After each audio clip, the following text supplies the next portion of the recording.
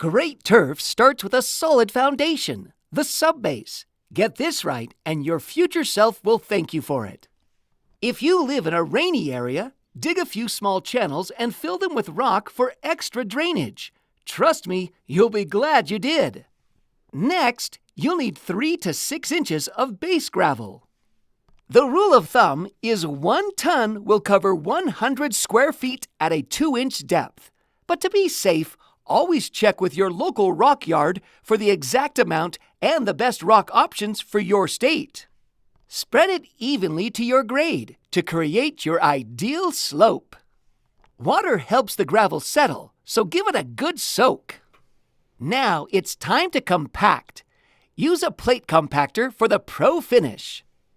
Or, if you want arms like mine, grab a hand tamp. Either way, remember, the shape of your base will be the shape of your yard.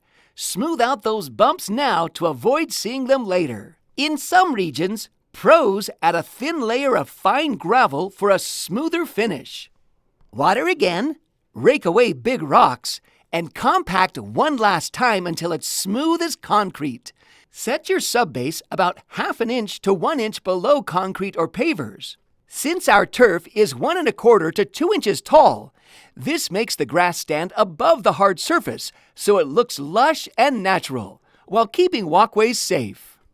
And that's it, a rock-solid base ready for turf. Next up, the fun part, rolling out that fresh green grass. See you in the next video!